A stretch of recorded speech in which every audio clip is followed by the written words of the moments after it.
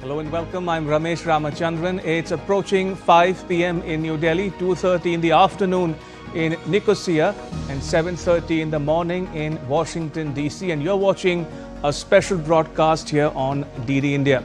Over the next 90 minutes, we'll get you the latest on Prime Minister Narendra Modi's visit to Cyprus. The Prime Minister is en route to Cyprus on the first leg of his three-nation tour of Europe and North America. Remember, he is traveling to Cyprus, Canada and Croatia in that order from 15th to 19th of June. Now, Cyprus and Croatia are bilateral visits. Canada is for a multilateral summit. The Prime Minister would take part in the G7 summit in Kananaskis. We'll get you the latest from our correspondent in Cyprus. We'll also be joined by guests who will put this visit in its proper context for you. All right then, let's get started.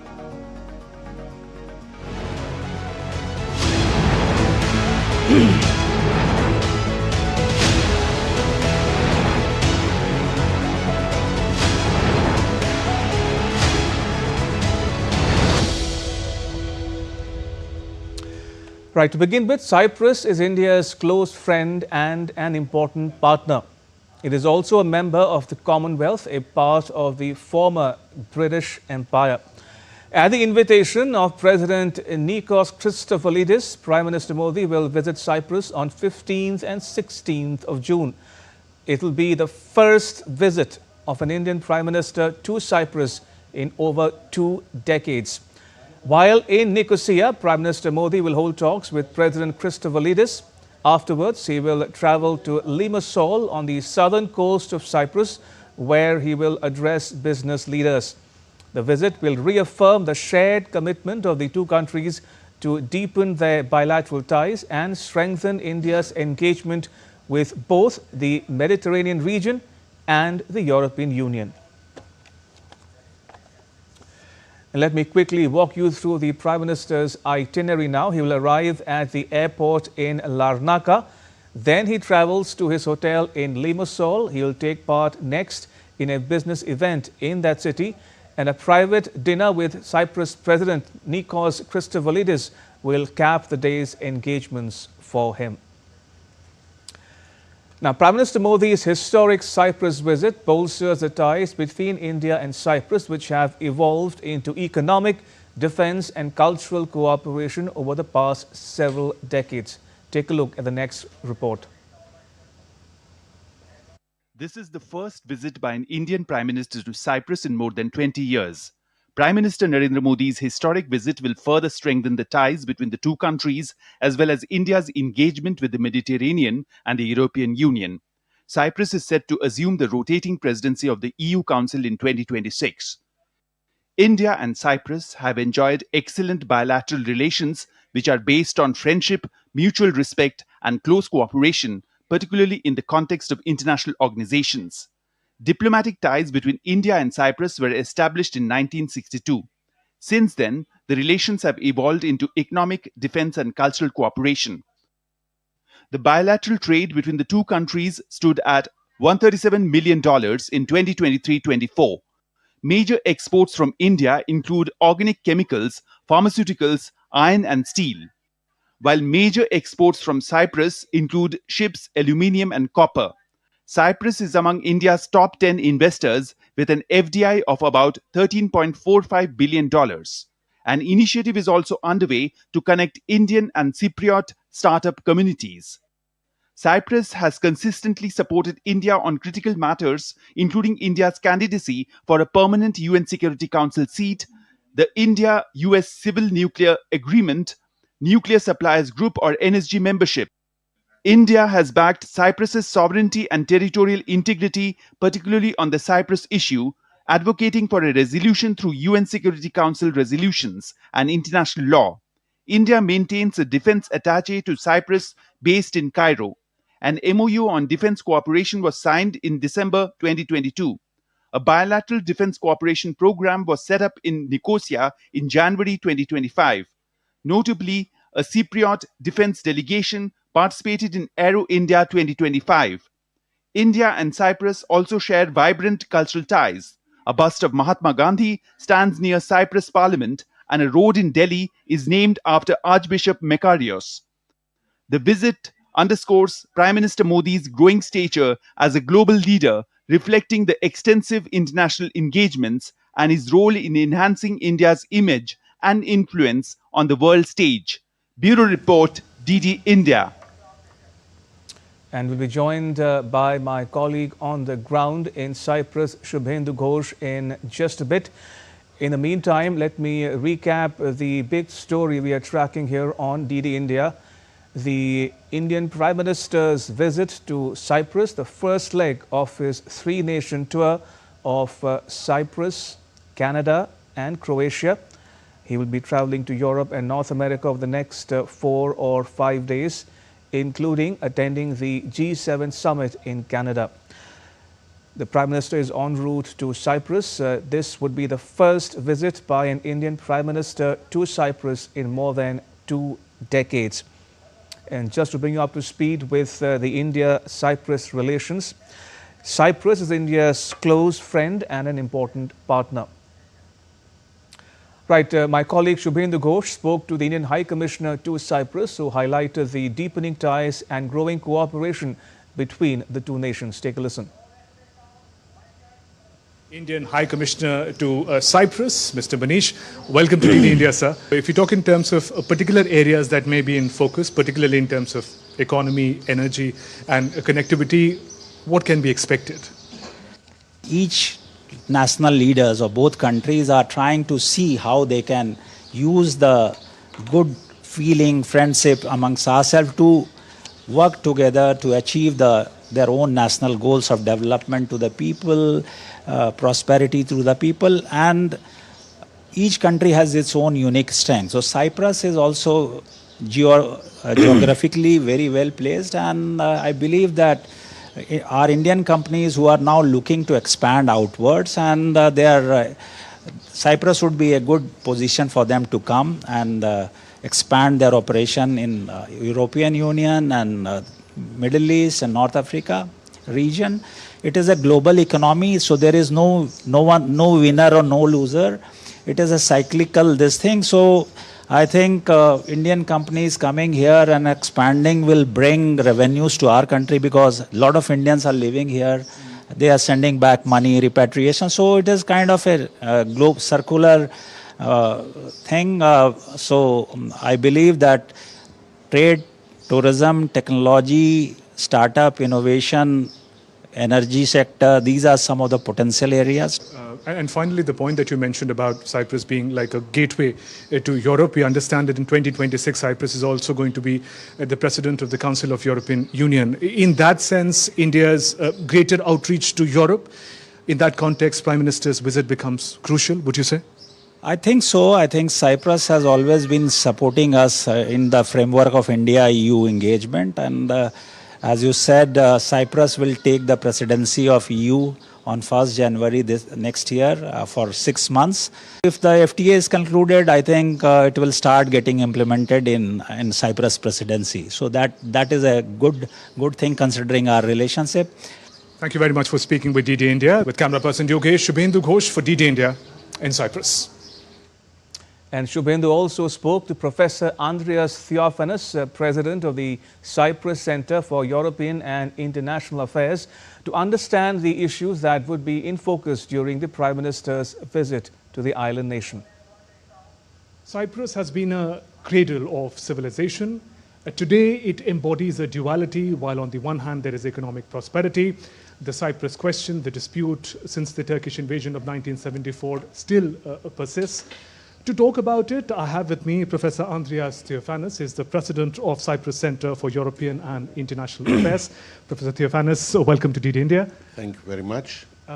First, I'd like to get your perspective on the significance of India-Cyprus relations and particular expectations that you may have from Prime Minister Modi's visit. Okay. The relations between the two countries are very important. Since the independence of Cyprus, And even before, India has been a staunch supporter of Cyprus independence. It was a policy based on principle. The relations between the two countries have been growing ever since, and they are at a very high level. We are looking forward to further consolidating what exists and even broadening these relations in various aspects, including economy, science, culture, and also the support of India for the Cyprus question in international fora. The close relations that the two nations share, sir. In the event of the terror attack in Pahalgam, India, Cyprus was one of the first countries to, in fact, very vocally condemn the attack. How do you see the convergence that India and Cyprus have over the issue of countering the challenge of terrorism?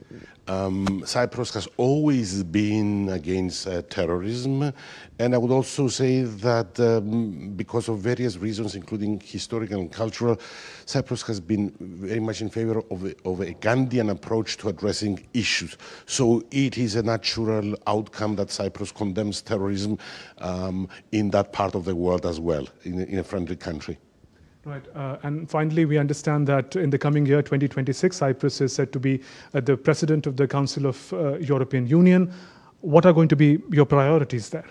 Okay. I think Cyprus would also try to push for certain issues that are important for the European Union as a whole, including energy, economy, democracy, and also the importance of a common foreign and security policy. Within the framework of this presidency, Cyprus would also try to promote its own objectives in relation to the Cyprus question, trying to acquire more support from the Union than what has been provided so far. Thank you very much for speaking with DD India. That was Professor Andreas Theophanes speaking about the significance of India-Cyprus relations and also the kind of role and place that Cyprus occupies in the current geopolitics. With camera person Senthil, Shubhendu Ghosh in Nicosia, Cyprus for DD India. And ahead of the Prime Minister's arrival, the Indian diaspora in Cyprus eagerly awaited to welcome the Prime Minister. Take a listen to what they had to say.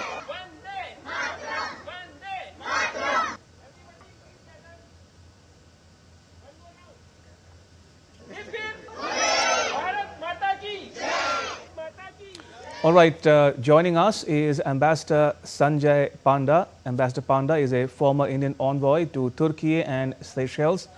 Also joining us momentarily would be Professor Swasti Rao. She teaches at the Jindal School of International Affairs at Sonipat in the northern Indian state of Haryana, are joining New Delhi. Ambassador Panda, welcome to this special broadcast. Now, what can you tell our viewers joining us from India and around the world about Cyprus, its history, geography, and foreign relations? Well, Ramesh, so far as Cyprus is concerned, since 1962, when it attained its independence, and even before that, we have had a very close relations with Cyprus. And it is at this point in time that we have realized the importance of forging, upgrading this relationship, taking it to the next level, and knowing very well that how important Cyprus is part of our strategic calculus.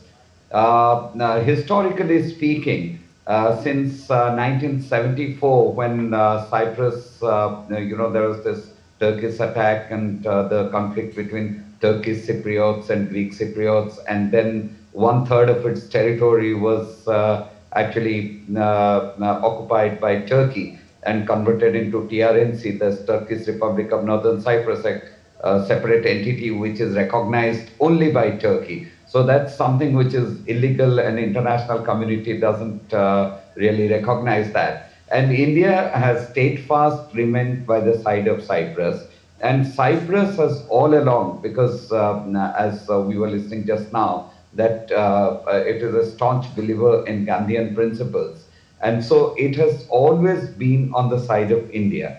So it's a different story that we have not really taken this, although Cyprus, I believe, is a natural ally for India, we have not taken it to its logical conclusion. And now is the time that we had to take this relationship forward. And it's a good beginning because post Operation Sindoor, Cyprus figures in the first international visit of Prime Minister Modi after Operation Sindoor. And in diplomacy, it's very messaging is very important, and this sends out a very strong message to Turkey as Ankara, Islamabad nexus is actually, as we witnessed, has been directed against India. So much so that President Erdogan's statements, have really been not taken lightly by the Indian people. I'm not talking about the government, but the people. But at this point in time, with Cyprus, we have come to realize that it is very important. It figures prominently in our strategic calculus, and it also takes over the EU presidency next year. So from January 1, 2026. And Cyprus has always been supportive of India's position in any international, any international issue. Indeed, since you referred to Cyprus's dispute, ongoing dispute, historical dispute with Turkey, Ambassador Panda, let me delve a bit deeper into the so-called Cyprus problem. Now, we are given to understand that India has consistently endorsed the solution of Cyprus issue based on UN Security Council resolutions, international law, and the EU acquis. Now, the EU acquis, we are told, refers to the body of common rights and obligations that are binding on all EU member states. It encompasses the entirety of EU law, including treaties, legislation, and case law, as well as declarations, resolutions, and international agreements. India also supports a bi-zonal, bi-communal federation based on UN resolutions as a solution to the Cyprus problem. Could you delve a bit deeper for the benefit of our viewers joining us from around the world? So far as the UN resolution is concerned, there are several, very clearly defined how it was to work out, but then it has no significance for the simple reason as Turkey doesn't recognize it.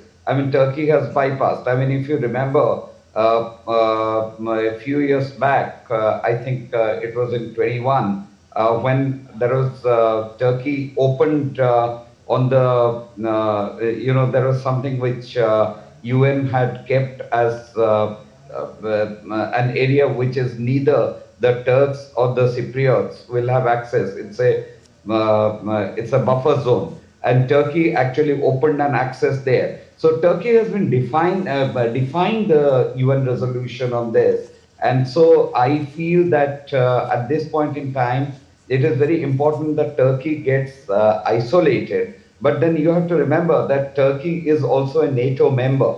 So Turkey is also a NATO member. So now that puts things in a very difficult perspective so far as EU is concerned.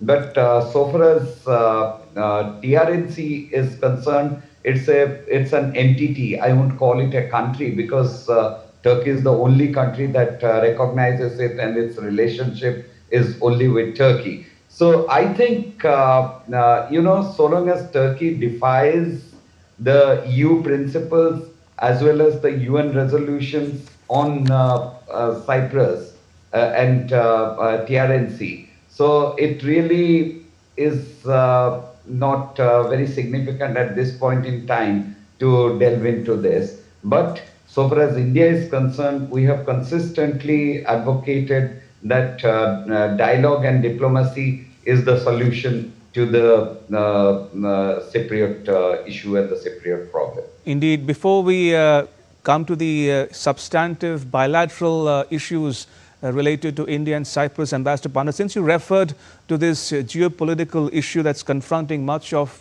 the Mediterranean and the European Union in particular, now how would you describe Cyprus's relations with Greece and Turkey? We've spoken about Turkey, but what about Greece?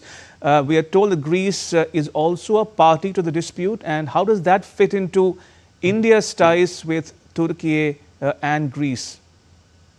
See, so far as Turkey is concerned, in diplomacy and in bilateral relations, what is very important that we have to be sensitive to each other's core concerns. Right. I mean, that is where Turkey has found wanting so far as India is concerned. It has not taken into account our core concerns. So far as Greece is concerned, there are countries, Turkey is of course strategically very important for us as a stepping stone into Europe, and it is located in the crossroads of Asia and Europe. So India has always valued its relations with Turkey, but Turkey has not reciprocated to the extent it should, so far as we witnessed very recently. So it has been India's policy now, at least now we have a clarity on how to handle this.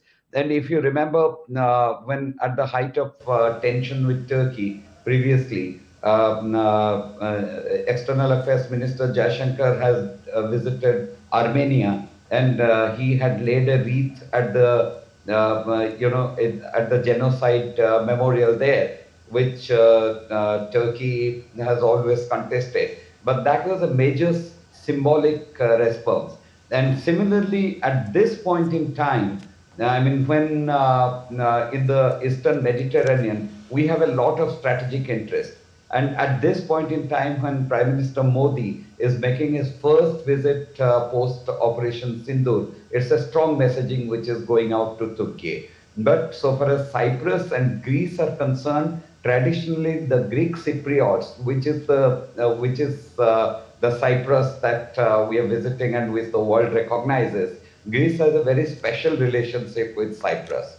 And so far as India is concerned, both Greece and Cyprus are very closely part of our strategic alliance. You see, we talk about one of our major planks of our foreign policy is non-alignment. But now what has happened is, while we uphold the principles of non-alignment, it's time now to forge, selective strategic alliance. And I feel that it is important with countries with whom we share common, have common vision on global issues, and be it on terrorism, and which realizes and recognizes India's concerns, like Greece and Cyprus. So we have to build a special relationship. So far as Cyprus is concerned, its strategic location in the Mediterranean. So when you're talking about the India, Europe, India, Middle East, Europe Economic Corridor, IMEC, Cyprus potentially is a major hub.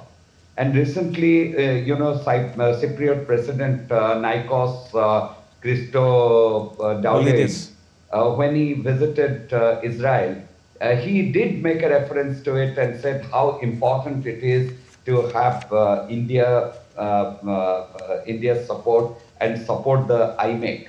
So that means Cyprus also recognizes that. Then energy, trade, investment, the whole lot of things. We are actually all set to have a comprehensive strategic partnership with Cyprus.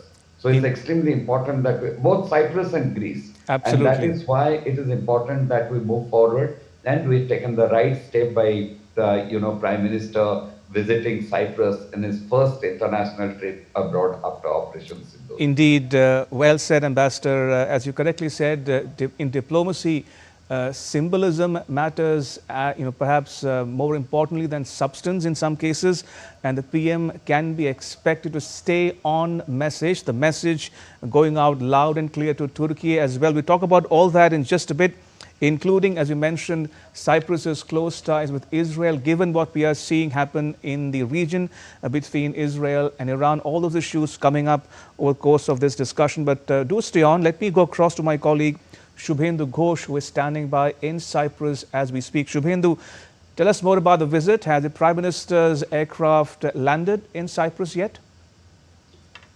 It has, Ramesh. In fact, if I can tell you where I am right now, this is the hotel where the Prime Minister would be staying. Just next door, there's a bustling gathering of members of Indian diaspora, all decked up in their traditional wear. Anytime now, Prime Minister Narendra Modi's cavalcade is expected to reach, in fact, the hotel. We are on standby for that.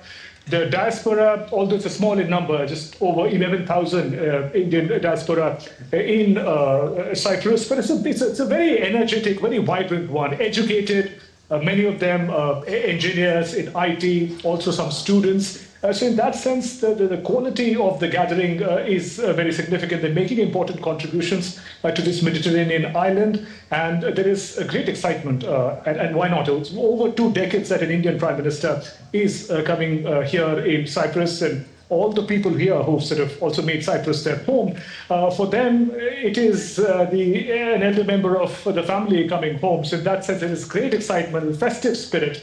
In a moment from now, we're in fact showing you some of those visuals, but when Prime Minister comes, that energy, that connect that he has will be on display once again. Anytime now, we're expecting Prime Minister Narendra Modi to in fact reach the venue here. His cavalcade is to reach. There's excitement growing up. So about the diaspora, they're all excited and packed with their best traditional wear. Indeed, as those visuals convey, Shubhendu, on our screens as we speak, the excitement is palpable among the Indian diaspora. We'll talk about more of that in just a bit. But having spent the last few days in Cyprus, Shubhendu, you've interacted with a lot of Cypriot, including scholars, academics and other policy makers. What's the sense you get about India-Cyprus relations? Are they future ready, as it were? Absolutely. And we have to first understand, Ramesh, that this relationship is based, and the foundation of it are really ancient civilizational ties, the kind of common history, of colonial history that both Cyprus and India have shared. The British colonial history, the part of it where India, after gaining independence, had in fact helped and pushed for independence of Cyprus. So this friendship is not just of the 21st century. It has been built over the centuries, as it were. And today, both the countries are forward-looking. They work with similar principles of peace, democracy, and progress while taking everyone along. They fight against, stand against similar challenges like cross-border terrorism. Speaking to cross-section of people, the sense that we get is that the friendship between India and Cyprus is multi-layered. Everyone had their own reason to celebrate the connect. There are professionals who say that they have great opportunities in terms of market in India, or great opportunities if they're Indian business people, Indian professionals through Cyprus. The whole of Europe opens up to them. Similarly, many also recollect the past role that India had played in Cyprus's history, in its freedom movement. So in that sense, Cyprus and India today are natural partners. And in the 21st century, focus on innovation, technology, startup, democracy. These countries could not converge more in terms of the friendship as it stands. And behind me, you can now see a lot of members of the Indian diaspora now moving to welcome Prime Minister Narendra Modi, all decked up in their traditional wealth. But yet this friendship, multi-layered, Ramesh, that would be a very important aspect. Everyone has something to gain from this friendship. Indeed, as you report there, Shubhendu, we can see activity behind you as well. I believe we are counting down to the Prime Minister's arrival at his hotel in the city. But talking about your interaction with the Indian High Commissioner to Cyprus as well Shubhendu, what a sense you got about where the two countries stand insofar as the ties are concerned. Meanwhile, we're getting you these visuals. Shubhendu will come to you in just a bit, but let me pull up those visuals for our viewers of the Prime Minister landing in Cyprus, being greeted at the airport by the Cypriot delegation. And also we can see the Indian ambassador, the High Commissioner to Cyprus, Mr. Manish, also among the the welcome party at the airport, as it were. The Prime Minister, remember, is on a 3-nation tour of Cyprus, Canada and Croatia. He has landed in Cyprus for a 2-day visit that will also see him address business leaders in the city of Limassol, and also engage in a private dinner with the Cypriot President, Nikos Christovolidis, that will cap the day's engagements for him in the city. And tomorrow we can expect him to hold some more talks before leaving Cyprus for Canada. Shubhendu, coming back to you, I meant to ask you about your interaction with the Indian High Commissioner to Cyprus, Mr. Manish. What a sense you got about the state of play in the India-Cyprus ties? Also, looking ahead to the Prime Minister's engagements, what did he have to say about his itinerary in the city? Right, Ramesh. First, the priority areas of engagement between India and Cyprus, something that stood out with the potential that opens up when a country like Cyprus and India come together. You have to understand that the geographical location of Cyprus is a very interesting one. It's seen as a gateway, as it were, to the Mediterranean, to Europe. Come 2026, Cyprus is going to be the president of the Council of European Union. India, we know, is already negotiating an FTA agreement with Europe, with the European Union. In that sense, closer ties and very friendly and intimate ties with countries like Cyprus increase the opportunity for more closer trade engagement to begin with. And that is something that the ambassador also focused on, that the potential is significant. India, as the fourth largest economy in the world today, holds great promise for these countries who are also looking to recharge their economies. They're looking for bigger, more vibrant markets. Indian economy is growing at a pace which is seen as a growth engine for the world. And it's no wonder that as much as Indian businesses, Indian professionals would like to go enter Europe and make a career there, establish their businesses there, similarly, the sentiment is mutual. Europe, countries like Cyprus, they would like to engage in Indian markets. So in that sense, it's a win-win partnership, and the developments that we've seen here are going to be historic, because this is where this partnership is being nurtured, being taken forward to the next level. Second question that you asked, Ramesh, about the key engagements that Prime Minister would have. Today, for example, as Prime Minister just comes, the bustling diaspora is already gathering, and be not surprised if I disappear from the screen for a moment. There's a lot of people excited and they want to see the Prime Minister right in front of them. Talking about the key engagements, Prime Minister would be here in just a short while. The cavalcade is on its way from the airport to this hotel in Limassol, and Prime Minister would be reaching in just a bit. But apart from that, Prime Minister would also have a very special walk with President of Cyprus. It's a beach town, Limassol, the Levantine Sea, which sort of is between Israel and Middle East and Europe, the sea between the two continents. This is where Cyprus is situated, an interesting location in that sense. So it's a beautiful long beach where Prime Minister and President of Cyprus are expected to take a friendly walk together.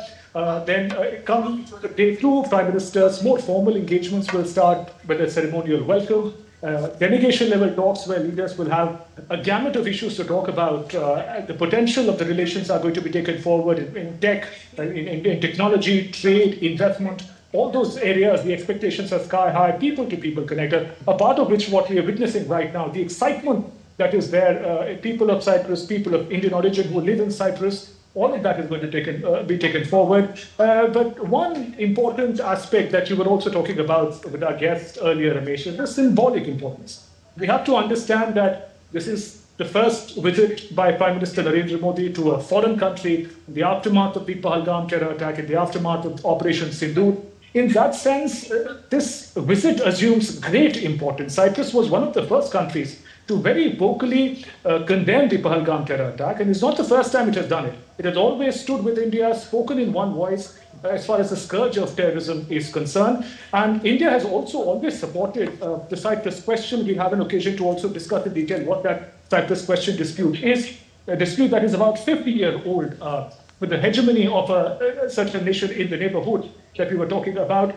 And India has, in a very consistent manner, like a true friend, stood with Cyprus and said that these differences, these issues must be resolved peacefully as per international law. So in that sense, in difficult times, Cyprus and India have always stood by oneself. And in that sense, the Prime Minister choosing an island nation somewhere in the Mediterranean as his first place to visit after the developments in India around Pahalgam terror attack speaks volumes about how India values partnership with countries who speak in one voice as far as the scourge of terrorism is concerned, to begin with. Ramesh? Indeed, Shubhendu, thank you. We'll come back to you for more as we go along, but appreciate it. Thank you for joining us.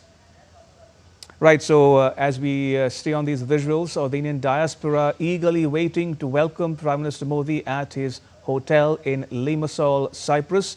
Let me remind our viewers, the Prime Minister of India has landed in Cyprus on his first foreign visit after Operation Sindoor. Remember, India retaliated to the Pahalgam terror attack by conducting airstrikes inside Pakistan, targeting terror hideouts and terror infrastructure. in Pakistani cities and towns dotting the entire length and breadth of that country. So this is high on symbolism, besides substance, of course. Right, going back to our guest, we have with us Ambassador Sanjay Panda. He's a former Indian envoy to Turkey and Seychelles. We'll also be joined momentarily by Professor Swasti Rao. Ambassador Panda, coming to you now, you spoke about India's ties with Cyprus in the geopolitical context earlier on in the intervention there. I want to focus a bit more in depth on the symbolism attached to this visit, given what we know is happening in the region. One, as you mentioned, this is the first foreign visit of the Indian Prime Minister after Operation Sindoor, when India retaliated to the terror attack orchestrated by Pakistan in Pahalgam. And two, it comes at a time when the tensions are mounting, rising in West Asia between Iran and Israel. And we know Cyprus enjoys close ties with Israel. We'll talk about all that in just a bit. But since you have served in Turkey, I have to ask you this. How would Ankara be viewing this visit in particular? Ankara, Turkey knows what India is and what is India's significance for its foreign policy. But it's a major strategic miscalculation so far as Turkey is concerned in taking the path that it has chosen. That is obviously a major mistake on the part of Turkey. And this, Turkey would be watching very closely Prime Minister's visit, because this messaging not only conveys India's displeasure, but so far as Turkey is concerned, there is a lot at stake. As we speak, very interestingly, there is a Turkish delegation, it's a business delegation backed by the Turkish Ministry of Trade, which is now interestingly visiting India. They're in Mumbai now. So the timing, it was a little surprise when I got to know about it. It was a little surprise that this was the time that Turkey has chosen to mount this delegation. Obviously, it's there's quite a large delegation. There are several business meetings they have been wanting to have, but the response has been quite muted, I'm told, on the very first day. So the point I'm trying to make is Ankara is obviously already rattled. But having said so, it is President Erdogan's policy, this misguided policy of reviving the days of Caliphate glory and reviving the Ottoman Empire, the days when Turkey used to be the leader of the Muslim world. So it wants to get that position. This is Erdogan's dream. But having said that, that is not how the country and the people look at. But at this point in time, so far as Turkey is concerned, they're obviously a little concerned about the direction that India is moving, because there is a lot at stake so far as Turkey is concerned. They're eyeing a lot of infrastructure projects in India, and there are major business engagement, and of course 10 billion trade, bilateral trade. So Turkey is definitely concerned. Indeed. Just to put that into context for our viewers who might not be familiar with the intricacies of the issue at hand, viewers, Turkey enjoys close ties with Pakistan. Turkish defense partnership goes deep with Pakistani military establishment. Turkey has chosen to take a particular position against India and Indian interests, particularly on the issue of Jammu and Kashmir. We saw Turkey help Pakistan in its military operations, subsequent to India's Operation Sindoor. We saw Turkish drones being used against India, which were shot down by our air defenses. Turkey also continues to support, or rather turn a blind eye towards terrorism orchestrated by Pakistan and directed at India. So all these issues have come into sharp focus, sharp relief during the Prime Minister's ongoing visit to Cyprus, which, by the way, has an ongoing dispute with Turkey. Remember, as the ambassador was mentioning there, 1/3 of the island nation has come to be occupied illegally by Turkey, and this is a long festering dispute between Cyprus and Turkey. Right. May I take a moment to also welcome our second guest who is joining us on this special broadcast. Joining us is Professor Swasti Rao. She teaches at the Jindal School of International Affairs at Sonipat in the northern Indian state of Haryana, adjoining New Delhi. Professor Rao, welcome to this special broadcast. May I begin by asking you about India-Cyprus relations to begin with? What would you say if I were to ask you this question, why does Cyprus matter? Yeah. Good evening to you, Ramesh. And I was just hearing to this very important primer that you were actually giving everybody, that is important to actually acquaint what really is happening and why is Prime Minister going there. So very quickly, in terms of Cyprus and India relations, see, Cyprus and India relations have been very cordial. I mean, India and Cyprus way back have also signed a kind of a rudimentary defense cooperation agreement as well. But let's just put that into perspective right now. There are a couple of things we are looking at. One is that India is looking very steadily to substantiate its Mediterranean strategy, and Cyprus out there plays a very important role. If you look at the southern European Mediterranean arc, you would see that India has forged very important and friendly ties with many countries in the region, starting all the way from Spain, France, Italy, Greece.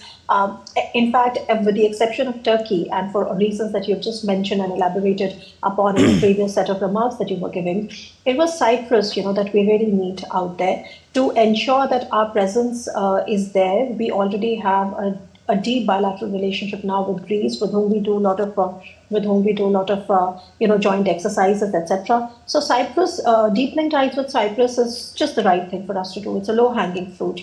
India's presence in the region will also be stabilizing. If you look at officially what we have done, we've always stood by the UN resolutions for a peaceful settlement, of the Cyprus dispute. But long and short, we are in Cyprus for two reasons. One is to definitely balance the emerging axis and the deepening axis between Turkey, Pakistan, and Azerbaijan. Of course, you may be knowing that India has emerged as a major defense supplier to Armenia. So out there in that region, of course, strategically speaking, there are these two things. One is to strengthen and substantiate our own Mediterranean outreach, through southern Europe, from that arc. And the other is to balance, Turkey, Pakistan, and Azerbaijan axis. Those are the two strategic reasons. And then there is a connectivity reason, because as you know that India is trying, especially in the last 1 year, 2 years, ever since the G20 New Delhi Declaration came out and talked about the IMEC corridor, which is India, Middle East, Europe corridor, which talks about connecting India to Europe via the Middle East. Now, we all know that Middle East is up in flames, so there is no progress right now on the Middle Eastern part of that connectivity corridor. But as far as Europe is concerned, let's just keep in mind the fact that India and European Union are negotiating a very ambitious FTA. We already are. We have a total trade of goods and services, coming to about $200 billion. So it is just the right time for India to also look for more strategic gateways into Europe and more port infrastructure development, because I may have mentioned it earlier at your channel that so far Indian exports to the European continent are mainly routed through three main ports, which are Rotterdam, Hamburg, and Antwerp. And it is just right, because the Central and East European markets, they are all lying vacant. They are not really, that potential is not really exploited by India as much as it can be, especially at a time when China plus one is very much playing out in the rest of the world, and China's 17 plus one mechanism has not worked out very well, which was an infrastructure development project in Central and East European countries. So this is just the right time for India to also look at the entirety of Europe and build these strategic gateways into the region. And of course, from that perspective, of course, having a substantive presence and a strategic partnership with a key country like Cyprus is going to just help that, because that, just very close in Greece, we are looking at Piraeus. In fact, through my research, I've been arguing that instead of Piraeus, which is heavily China dominated, we should be looking at Thessaloniki.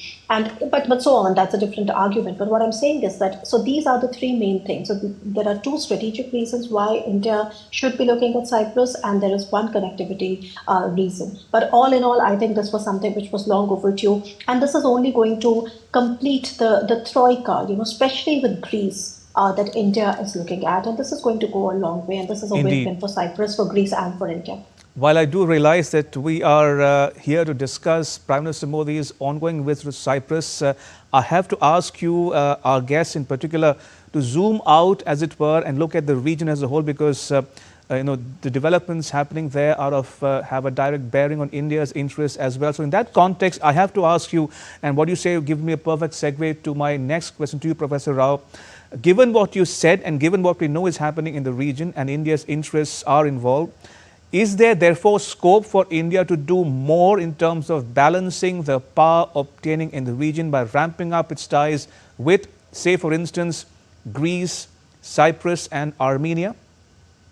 Well, of course, Ramesh, that's the whole point that I'm trying to come to, because you see, especially Armenia, like in the Caucasus, of course, Caucasus is a nearby region. Caucasus is not really very close to Cyprus in that sense. But what I'm trying to tell you is that India is trying to build more strategic gateways, into that region, because we suddenly realize that whether it's business, whether it's services, whether it's defense industry, whether it's technical military cooperation, there is a potential, and which are all low-hanging fruits. So now that India has a strategic partnership and a very steady strategic partnership with Armenia, and also remember, Ramesh, I mean, this is just to digress a little bit, but I'm just wanting to convey the importance of the region. Sure. So it's not just for Armenia's war that India is interested in being present there in terms of a defense supplier.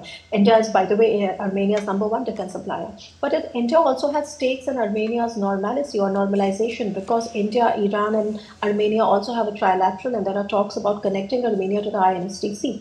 So what I'm saying is that looking at it from that perspective, of course, it makes sense. But very quickly coming back, since we were mentioning Cyprus here and not Armenia, Cyprus and Greece, okay, so with Greece, we already have a very multi-pronged defense cooperation. IMEC, of course, is one, and I've already mentioned that, but only just talking about defense ties. Defense ties can be classified into two broad frameworks. One is defense industry. By that, I mean joint ventures, buying weapons, selling weapons, inviting the Greek industries to come and invest in India, in our defense industrial corridors. That's huge.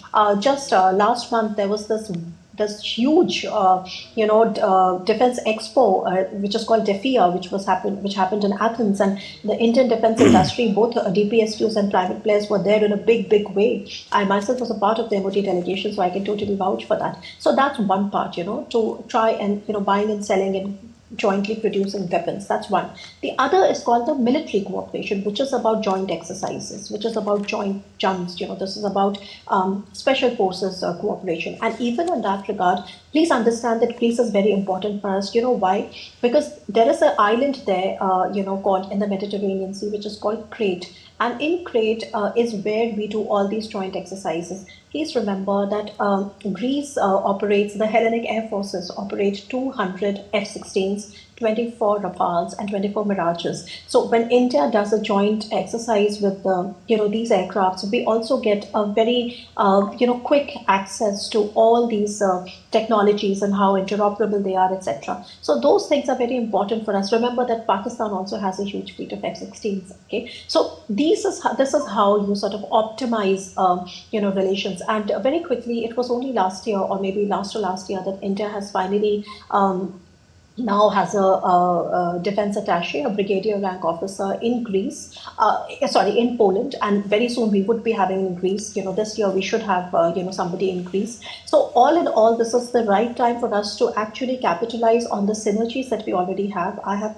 many a times argued in the past that, countries like Greece, countries like Cyprus, actually these are low-hanging fruits, but it's just the right time that I think India is doubling down on those efforts. And this is a win-win. We are not there to destabilize anybody in the region. And the very way in which we are received with welcome arms, we are with such welcoming arms, is actually bears testimony to the fact that indeed India's entry into the region is welcomed by one and all. So at the European level, European Union level, that is, at also these member states level, there is much potential that can be achieved by just being there and putting in place the right frameworks. So with Cyprus, I am of the opinion that the right frameworks, the ones that were in place were outdated, and we really need to renew them. So Prime Minister going there, I think it's very good news, and we should see more action coming from the India, Greece, Cyprus, that kind of a trilateral in coming days and years. Indeed. So we have a fascinating conversation going with our guests, Professor Rao and Ambassador Panda.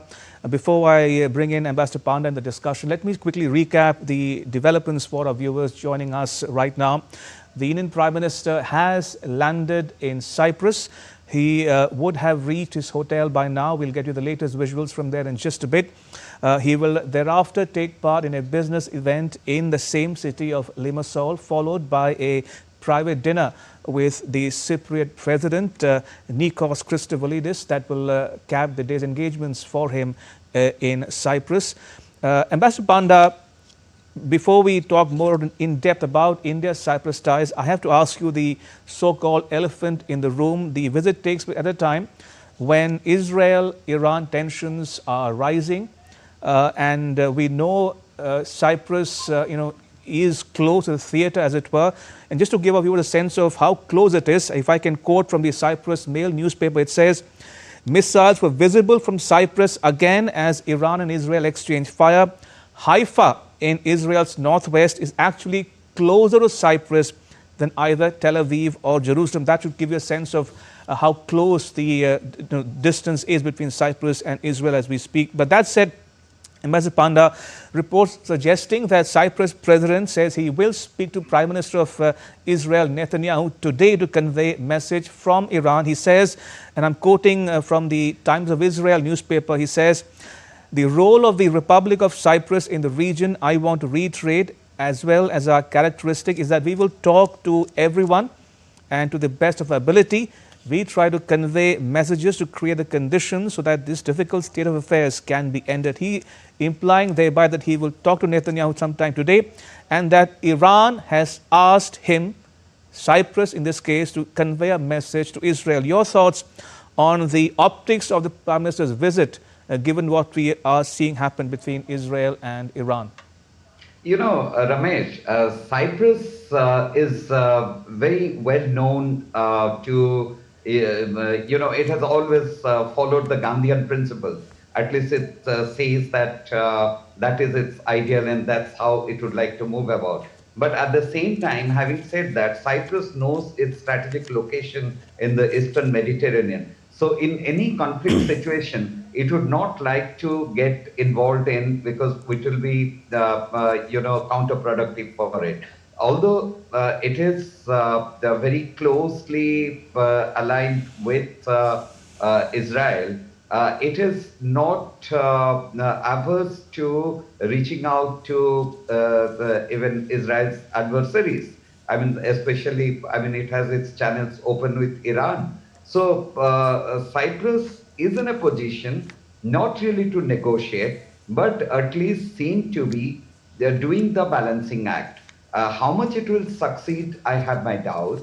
But having said that, again, we are talking about in diplomacy how important is messaging. And by its action, the Cypriot president is conveying a message that it can play the role of a pacifier. Right, Ambassador Panda, Professor Rao, do stay on. I'll come back to you momentarily. In the meantime, we are getting some piece of news coming in by way of the Prime Minister's social media account. As we've been reporting here, the Prime Minister has landed in Cyprus and has put out a message on social media platform X. And I quote him here, landed in Cyprus, my gratitude to the President of Cyprus, Mr. Nikos Christovoulidis, for the special gesture of welcoming me at the airport. This visit will add significant momentum to India-Cyprus relations, especially in areas like trade, investment, and more, unquote. That was the message put out by the Prime Minister on his social media platform X after he landed in Cyprus on a two-day visit, the first by an Indian Prime Minister to that country in more than 2 decades. Let me recap that message once again for you. Landed in Cyprus, this visit will add significant momentum to the India-Cyprus relations, especially in areas like trade, investment, and more, says Prime Minister Modi on social media platform X. Right, so while we stay on these visuals, let me go back to our guests on this broadcast, Ambassador Panda and Professor Rao. Professor Rao, your thoughts on the optics of this visit, while we understand the messaging behind it, given what we have seen happen between India and Turkey, for instance, in light of Operation Sindoor. The messaging is clear that India will beef up ties with Cyprus, given Cyprus's own issues with Turkey. So a lot of diplomatic maneuvers going on and taking place as we speak. But that said, how would you define or describe the optics of the visit in terms of the ongoing tensions between Israel and Iran, given what we know Cyprus has said so far?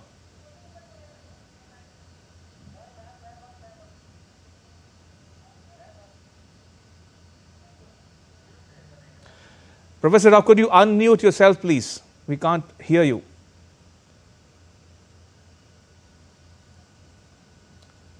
My apologies. My apologies. Yeah. Yeah. I mean, yes, of course, in the light of what is going on between Israel and Iran, of course, I don't think the Prime Minister's visit was planned in a way that it coincided with these attacks. I think everybody was taken by surprise when Israel decided to go solo, especially considering that Donald Trump was as always, he was, seen to be in a hurry to cut any kind of deal with Iran, which would have gone against Israel's red lines, for instance. So anyway, I mean, Turkey, this is against Turkey because, Turkey, especially in the latest Operation Sindoor dynamics, when we saw that there were two countries that unequivocally supported Pakistan. Actually, there were three countries. Azerbaijan doesn't matter to us so directly, but nonetheless, China and Turkey. And I believe with regard to Turkey, I think we need to do more, Ramesh, because while we are always talking about the situation in the Eastern Mediterranean, the problem over gas fields, Greece, Cyprus, Turkey, Pakistan balancing there, I think there's a very, very important part of Turkey's Asia Anew policy, Turkey's outreach to India's neighborhood that we do not really pay due attention to, and we should be doing that because I don't see too much discussion happening, for instance, on the fact that in the last 1 year alone, Turkey has sent a 6th warship to Sri Lanka. Now, the optics of it is just a port call, but then the idea is why? The question to ask is why? What is Turkey doing with Sri Lanka? What is the role of Turkey's subsystem level integration with Pakistani defense equipment, which are also co-produced by China? So I think these kind of things are very important. To my mind, the most important part of this messaging is definitely to give Turkey, and show Turkey a strategic posture that India is serious about what Turkey is doing in India's neighborhood. And therefore, this is not a counter, but it is just to show that India also has genuine, reasons that this is a strategic posturing. And like I said, that nobody in the region also takes India's entry into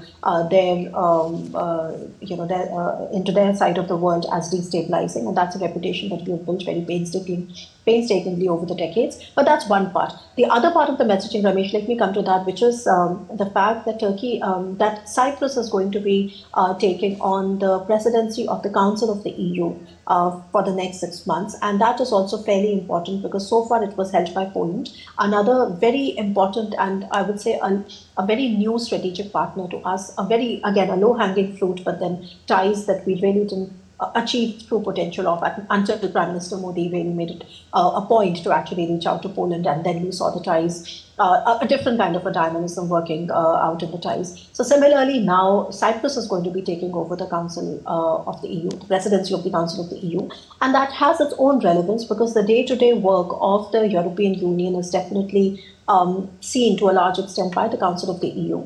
Like I mentioned, that we are negotiating a very ambitious free trade agreement with the European Union, the 27 member states. And I think this is just the right time for us to actually do this. So just as Prime Minister was going to G7, G7 also is largely, a geo-economic bloc of advanced economies. And we are also going to Croatia. I mean, I think we are going to be eventually talking about Croatia too. But Cyprus just we are killing so many birds with the same stone, which is strategic connectivity, our own bilateral ties, also strategic posturing, diplomatic posturing. So I think it's a very, very good decision.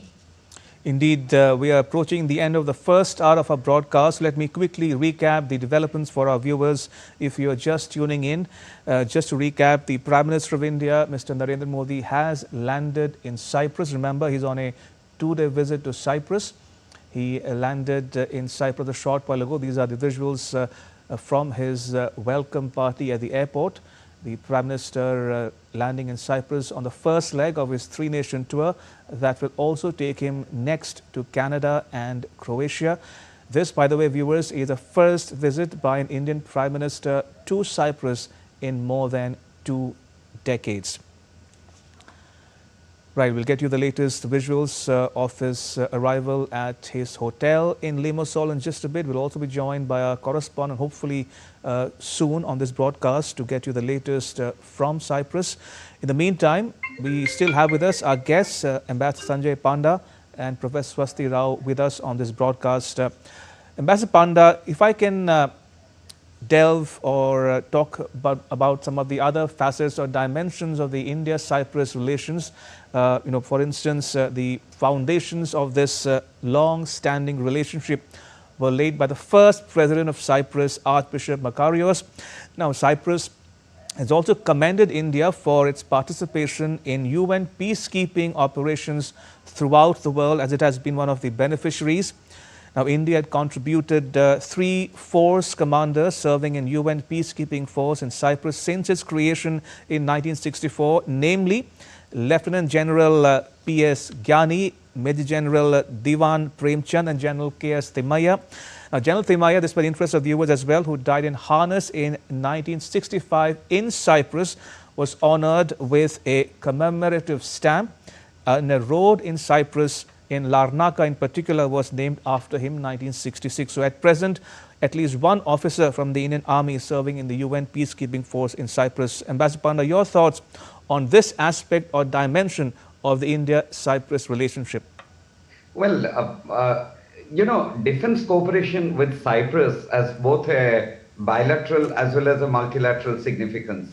Like when you're talking about the UN peacekeeping force, I mean, of course, given our special ties with Cyprus and the fact that after our independence, we have this colonial past, and we had supported and pitched in very strongly for the independence of Cyprus. So since then, so it is only logical that we have and support when this tension is going on now. So far as Cyprus is concerned, with Turkey and the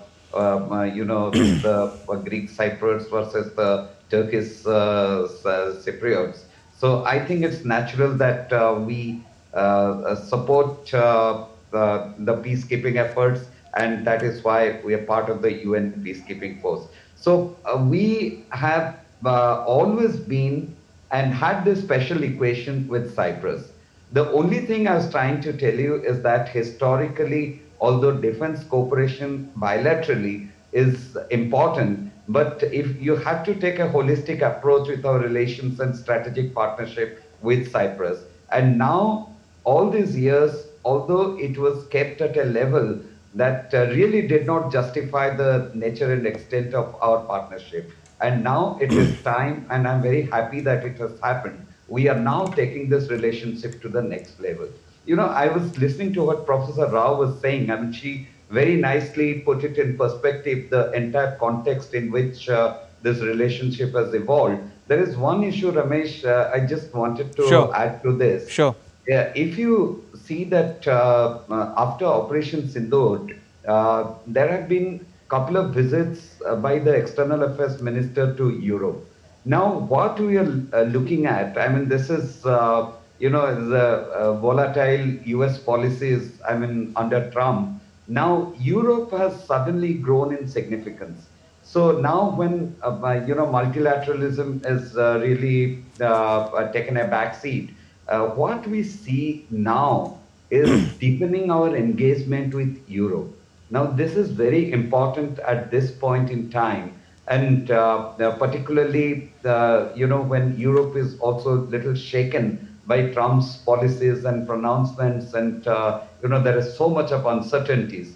So now Europe has also reached out to India. I mean, if you see the re-elected European Commission President Ursula von der Leyen, she was there with a big delegation in New Delhi. And there were exchanges. And now we are moving forward with deepening our engagement with Europe. And I look at it as the potential of bringing out,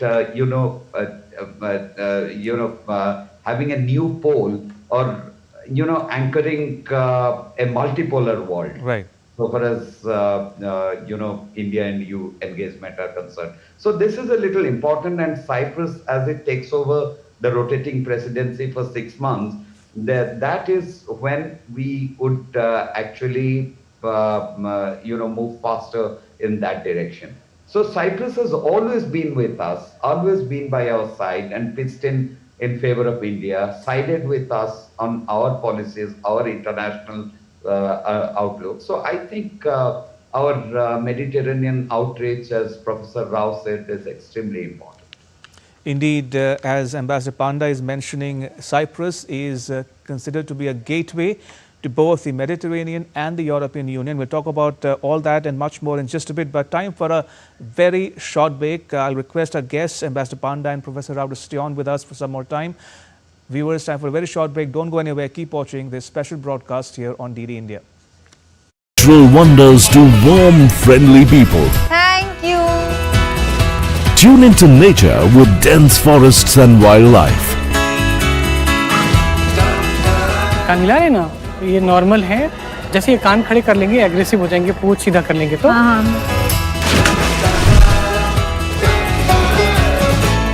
Make magnificent memories as you leave a piece of your heart in Jharkhand. Postcards from Jharkhand on National Geographic.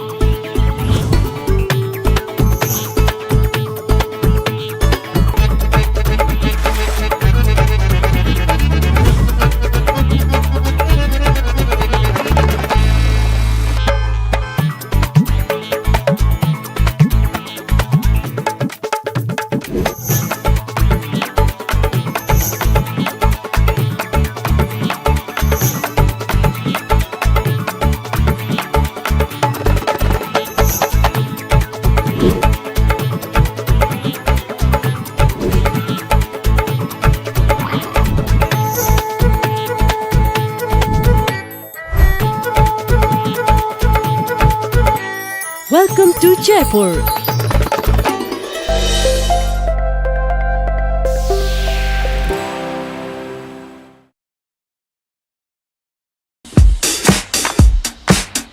Goa, an adventure paradise like none other. From lush forests to rugged hills, from pristine ocean beach stretches to stunning lakes, there is something to explore in every corner of the state. And some adventures are wilder than others.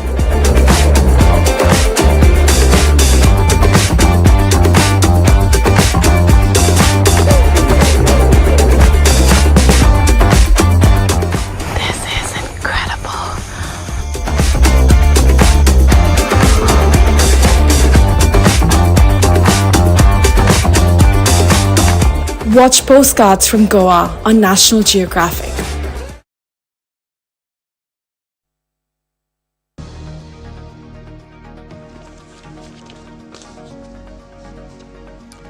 Welcome back. You're watching a special broadcast here on DD India on India's Prime Minister, Mr. Narendra Modi's ongoing visit to Cyprus. Remember, he has arrived at the Larnaca International Airport in Cyprus a short while ago. These are the visuals coming to you from Larnaca. The Prime Minister was welcomed by the President of Cyprus, Mr. Nikos Christovolidis, upon his arrival at the airport. He'll also hold talks with the Cypriot President and address business leaders in Limassol city.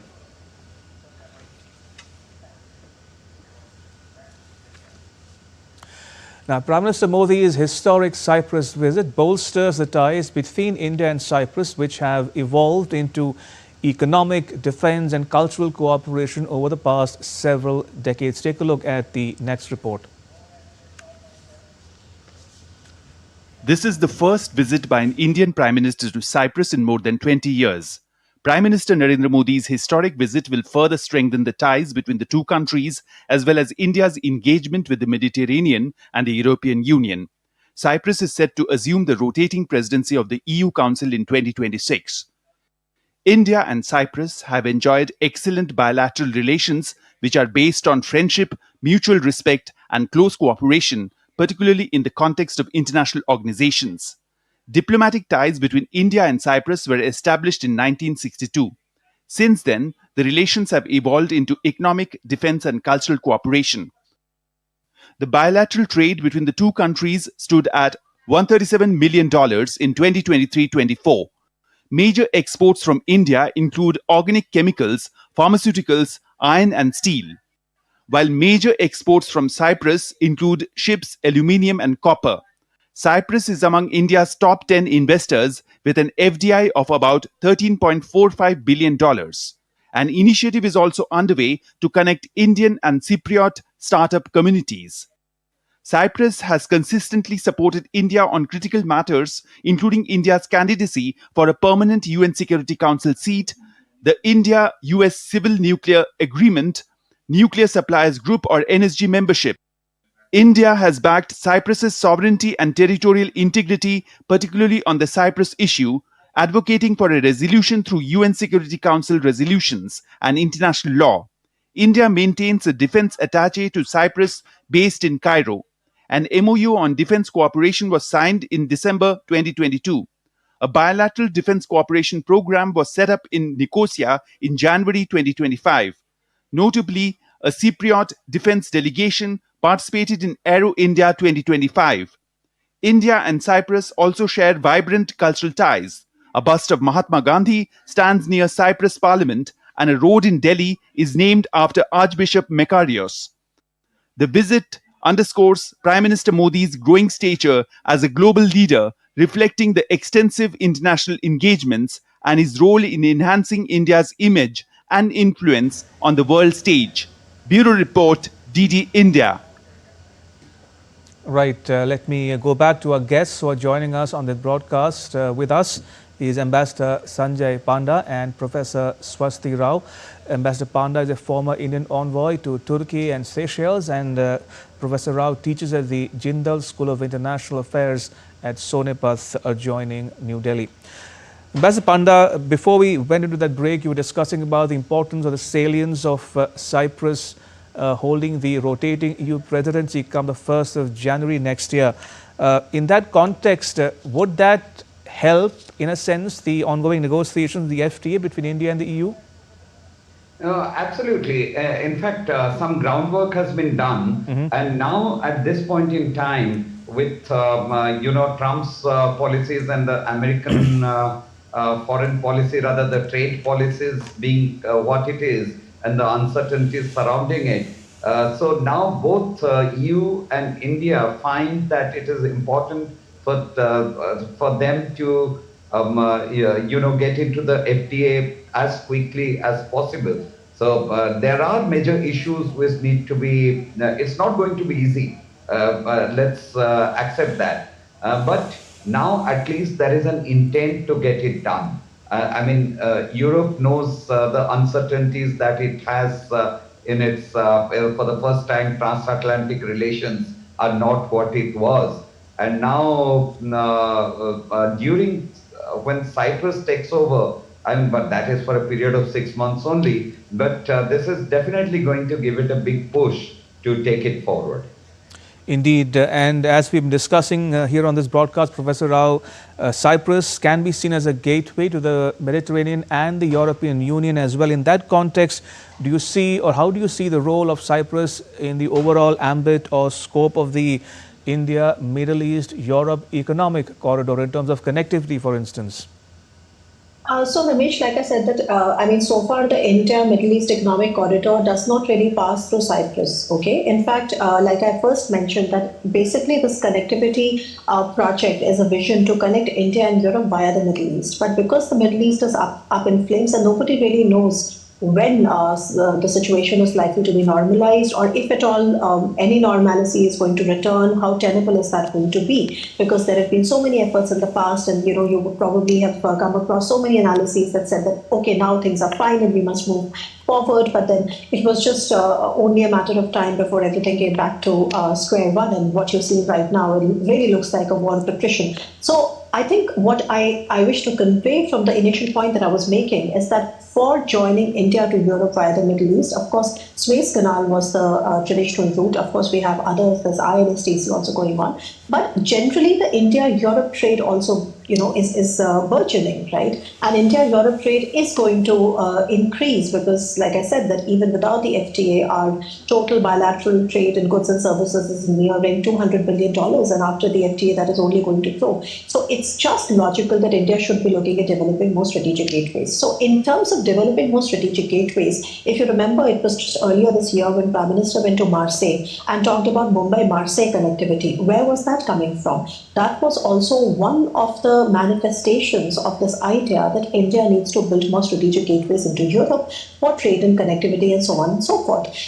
Marseille is one. There's another parallel development which is happening with the Italians, which is on the port of Trieste. And the port of Trieste is much better connected to, to the Central and East European markets. And then there is, like I first mentioned, that in Greece there is Piraeus, but in Greece there's also another port, which is Thessaloniki, which makes much more sense because Piraeus is virtually bought completely by the Chinese. So what I'm saying is that you see that from the Indian side, there is a parallel effort to double down on these, connectivity projects, and our presence in Cyprus is only going to help that, even if Cyprus is not really identified as one of the zones. But there's one point that I do want to mention, which has not really been discussed so far. Please remember, Ramesh, that Cyprus has also been in the process of. It's a very small player out there. The geopolitical situation out there is fraught because the territorial integrity of Cyprus remains questionable because of what the Turks have done there. But Cyprus has been modernizing its air defense capabilities, and please remember that India right now has emerged as a very reliable partner to many of these second-tier, two-tier, three-tier European countries that are looking at cheaper options. Why do you think Armenia decided on Indian weapons? Because Indian weapons were, good enough and also much cheaper than the Western counterparts. Similarly, Cyprus is modernizing. They have recently acquired Israeli Barak MX surface-to-air missiles. And please remember, India is also making those surface-to-air missiles. We call it a different version. We call it the Barak M system. But the we call it the Barak 8 system. And the Barak 8 system is actually joint produced between us and DRDO. So, if we are able to implement it the right way, just as we have done with Armenia, there is a lot of potential for us to also try and fill in that particular modernization, aspiration that countries like Cyprus and the region have, which is over and above the utility that comes with connectivity and over and above the utility that comes from strategic posturing, because India's Ministry of Defense has stated, only last year we crossed the mark for defense exports worth 24,000 crores, and by the end of this decade we are looking at crossing 50,000 crore rupees of defense exports. So these are ways in which we try and find the gaps and address them, because yes, the Western defense industries are under immense pressure to clear the backlogs, and also the entire European theatre is undergoing a massive military modernization. So for the two-tier, three-tier countries like Cyprus, whose military is not really that modern, when they are looking at reliable partners which are, and also cheaper compared to the Western things. And I just gave you one example of the Israeli Barak MX surface-to-air missiles, which we also have and we co-produce. So doesn't that just connect the dots? So I think that these kind of relationships are going to go a long way in also establishing India's reputation. Remember that Operation Sindoor and the success of indigenous weapon systems like Brahmastra drones and Akash, air defense systems and Akash Speed, they have also cemented India's image as a defense industry player in many of these countries. So we will see a lot of discussion happening on those counts too. Indeed, and why not? And just take off from the point where Professor Rao left, Ambassador Panda, coming to you now. Perhaps it's only fitting that India ramps up its ties with Cyprus, given Turkey-Pakistan defense cooperation? No, absolutely. You see, this is a no-brainer that India has to get closer ties. I mean, we already had close ties, but we have to take it to the next level with both Greece and Cyprus, and of course with Armenia as well. These are, as I mentioned earlier, I mean, Cyprus and Greece are very much part of our strategic calculus now. And Prime Minister's visit is just going to give it a major impetus.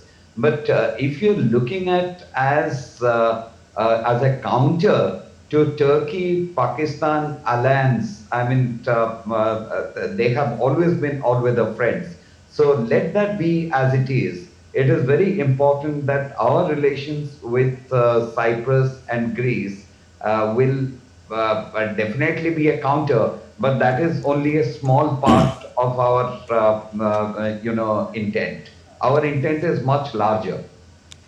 And do you think the message, the symbolism behind the Prime Minister's visit would have been received in Ankara, Ambassador Panda, given that we've seen India take a number of measures in the recent weeks, including, for instance, cancelling the contract with Celebi of Turkey for the maintenance, repair and overhaul of airlines. We've discouraged tourists from visiting Turkey. We've seen private airlines such as Indigo cancel the agreement, for instance, with Turkish Airlines. So all in all, things not really looking up for India's ties with Turkey. And would that this visit of the Prime Ministers would have been, the message would have gone down in Ankara that you need to shape up or ship out? Well, Ramesh, it's very clear. It cannot be business as usual with Turkey. But having said that, let me tell you, we have to really, we cannot have knee-jerk reaction so far as Turkey is concerned. There are a lot of interest of Indian companies which are at stake. For example, I personally feel the Indigo Turkish Airlines, the arrangement which they have, I mean, giving that a break, actually hurts Indigo more than it hurts Turkish Airlines. What I strongly pitch in for is that, you can debar Turkish companies from having contracts in India on security grounds. There can be, that will send a strong message and will really hurt Turkey. But so far as Indian companies which are present there and which are using Turkey for their third country operation or as a stepping to Europe, we cannot really do that. The same thing with tourism. Tourism, if the people don't travel, in any case, 90%, 80 to 90% of the money, tourism revenue actually doesn't reach Turkey at all. I mean, you pay in euros, dollars, they go to Frankfurt. It's only part of the expenditure. So it is only a messaging. If the Indian tourists don't go to Turkey, the 300,000, and that is a strong messaging. But economically, it's not going to hurt. But so far as Prime Minister's visit to Cyprus is concerned, as I mentioned, in diplomacy, more than action, the messaging is equally important. So the message is loud and clear.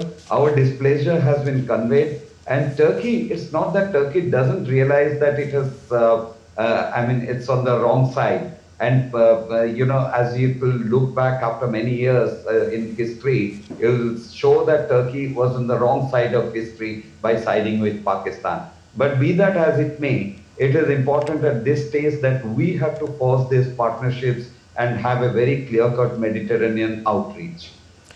Indeed, unfortunately, we're approaching the end of our broadcast, so I have just about enough time to come back to you for one last quick round of comments. But before that, let me play out some more news to you from Cyprus. As Prime Minister Modi lands in Cyprus, my colleague Shubhendu Ghosh spoke to the Indian High Commissioner to Cyprus, who highlighted the deepening ties and growing cooperation between the two nations. Take a listen.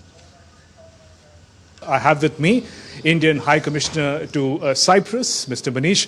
Welcome to DD India, sir. If you talk in terms of particular areas that may be in focus, particularly in terms of economy, energy and connectivity, what can be expected?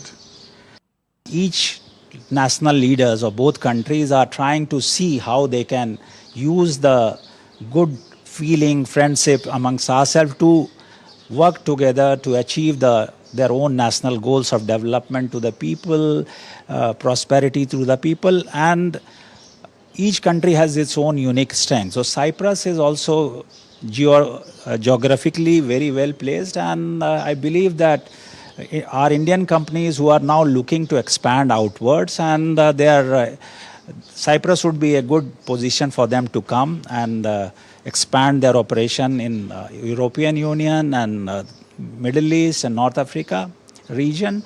It is a global economy, so there is no winner or no loser. It is a cyclical this thing. So I think Indian companies coming here and expanding will bring revenues to our country, because a lot of Indians are living here. They are sending back money, repatriation. So it is kind of a globe circular thing. So I believe that trade, tourism, technology, startup, innovation, energy sector, these are some of the potential areas. And finally, the point that you mentioned about Cyprus being like a gateway to Europe, we understand that in 2026, Cyprus is also going to be the president of the Council of European Union. In that sense, India's greater outreach to Europe, in that context, Prime Minister's visit becomes crucial, would you say?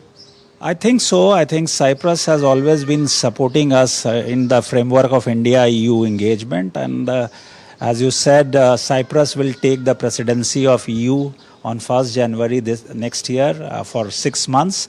If the FTA is concluded, I think it will start getting implemented in Cyprus presidency. So that is a good thing considering our relationship. Thank you very much for speaking with DD India. With camera person Yogesh, Shubhendu Ghosh for DD India in Cyprus. All right, we have just about enough time for one quick comment from both our guests. Starting with you, Professor Rao, your thoughts on the symbolism and substance of the visit to Cyprus and also the signaling or messaging behind it. Well, I mean, we've been discussing it over and over again, and I think this is just the right time. These were low-hanging fruits. I'm very glad the Prime Minister is looking at it in a very constructive discussion and, direction. And very quickly, I completely agree with the fact that considering the geopolitical moment where Donald Trump has perpetuated almost a consistent kind of an inconsistency all over, Europe has really emerged as a major pillar of trade, connectivity, technological innovation, defense industrial collaboration, not just inside India, but also for Europe. And in that regard, I think it is just timely that a Prime Minister has chosen to go to Cyprus, which is going to be important for strategic as well as connectivity reasons, as well as the fact that it is taking on the EU Council presidency. And this is going to perhaps also ensure smooth progression of legislative processes, help achieve consensus within the Council, and also because it represents EU and foreign policy matters. So I think a 10 on 10 there. Indeed, Ambassador Panda, you get the last word. Your thoughts on the Prime Minister's ongoing visit to Cyprus? This visit was long overdue. This had to happen at this point in time, right? Because we have not really taken advantage of our close bilateral ties with Cyprus. It was there, but it was not moving in the trajectory that we would have liked to. But at this point in time, actually, it is, I give it to President Trump for really putting Europe back in the, major scheme of things.